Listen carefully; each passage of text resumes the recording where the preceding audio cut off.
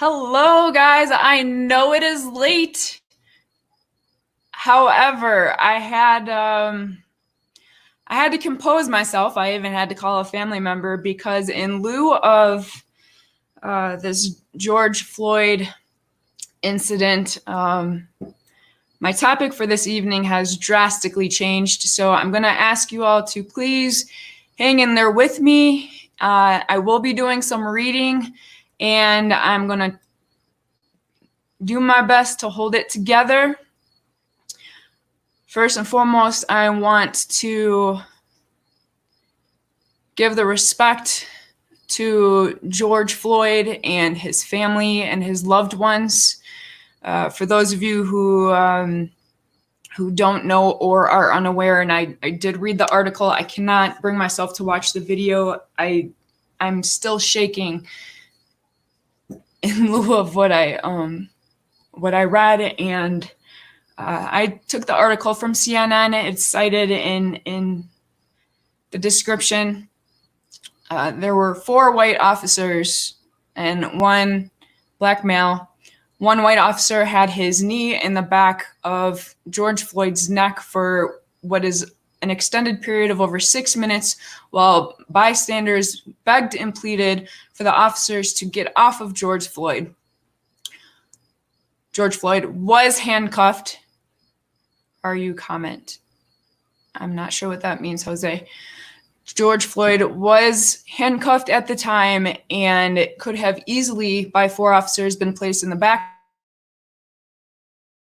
seat of a car in something that was going horribly wrong.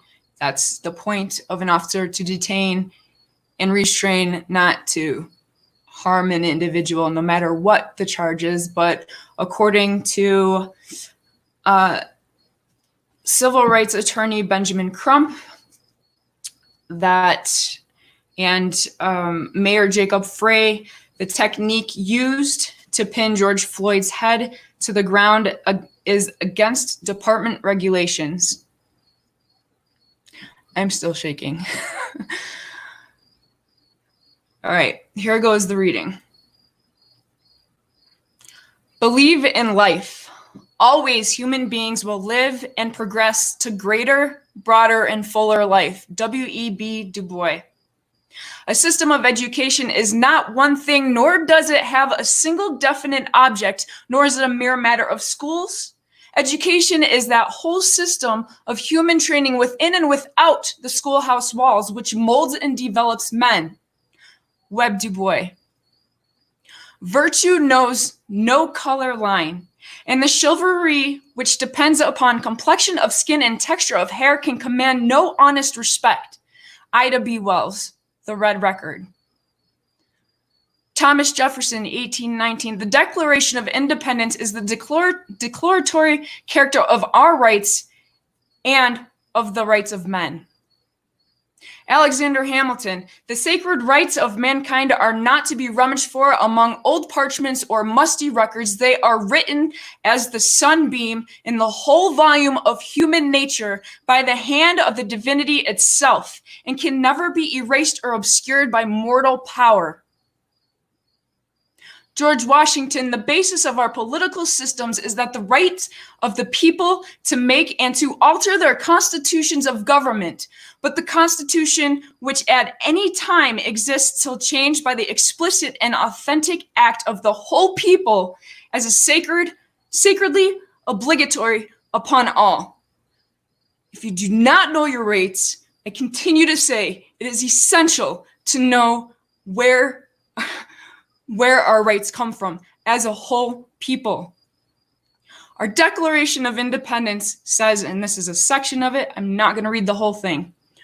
When in the course of human events, it becomes necessary for one people to dissolve the political bands which have connected them with another, and to assume among the powers of the earth the separate and equal station to which the laws of nature and the laws of God entitle them, a decent respect to the opinions of mankind requires that they should declare the causes which impel them to the separation.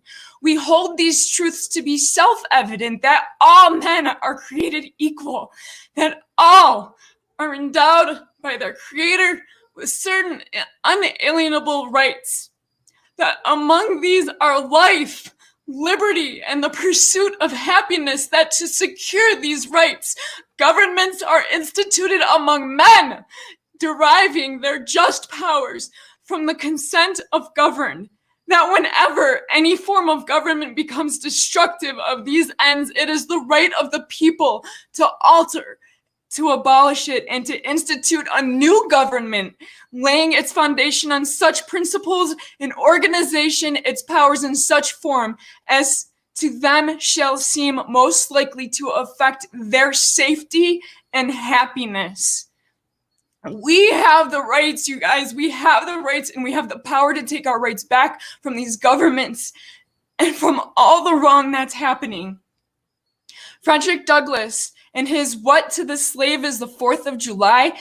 This is just a mere quote. "I say it with a sad sense of the disparity between us. I am not included with the pale of glorious anniversary. Your high independence only reveals the immersible distance between us." Dr. Martin Luther King Jr. and his "I Have a Dream." I'm only going to do part of this speech, guys. "We must rise to the majestic heights of meeting physical force with soul force. The marvelous new militancy which has engulfed the Negro community must not lead us to distrust of all white people, for many of our white brothers, as evidenced by their presence here today, have come to realize that their destiny is tied up with our destiny, and they have come to realize that their freedom is Minneapolis Police Department, inextricably bound to our freedom. We cannot walk alone. As we walk, we must take the pledge that we shall always march ahead. We cannot turn back. There are those who are asking the devotees of civil rights, when will you be satisfied? We can never be satisfied as long as the Negro is the victim of the unspeakable horrors of police brutality. With this faith, we will be able to walk together, to pray together, to struggle together, to go to jail together, to stand up for freedom together, knowing that we will be free one day. This will be the day when all of God's children will be able to sing with a new meaning, "My country, 'tis of thee, sweet land of liberty, of thee I sing. Land where my fathers died, land of the pilgrim's pride, from every mountainside let freedom ring." And if America is to be great, a great nation, this must become true. I come from a mixed people. I know my pigment doesn't show it, but my cousin Chandri, my aunt Shirley, my grandfather Frederick, my mother, all my ancestors that are before me. Elias Camp Morris, my 5th generation uncle, married to my aunt Fanny, sister of my 4th generational grandmother Melinda. Elias Camp Morris says he's a self-educated former slave turned entrepreneur. He led 4 Baptist churches and argued for the need of Black church to tend to the material as well as the spiritual realm of its congruent lives. Education meant nothing, he argued, if there were no professions open to the newly educated. The solution to the so-called race problem, he wrote, will depend in a large measure upon what we prove able to do for ourselves. What we do for ourselves, what we must do for ourselves is unite as a people. We have to stand together in these times. We cannot be separated by race any longer, even though it is a factor that we live in. But for my children, for my ex-husband, for my family, for my loved ones, for my friends, for my fight friends, for everybody, we have to stand and we have to unite, and we have to do it in the right way. I'm sorry, y'all. This kind of went a different route tonight, but part of being mindful and having mindfulness is knowing the ancestry, knowing the history, and standing up for what's right, and having a voice and being the voice for the people who don't have that voice right now. So I love you guys. I'm going to go calm down and call my cousin back.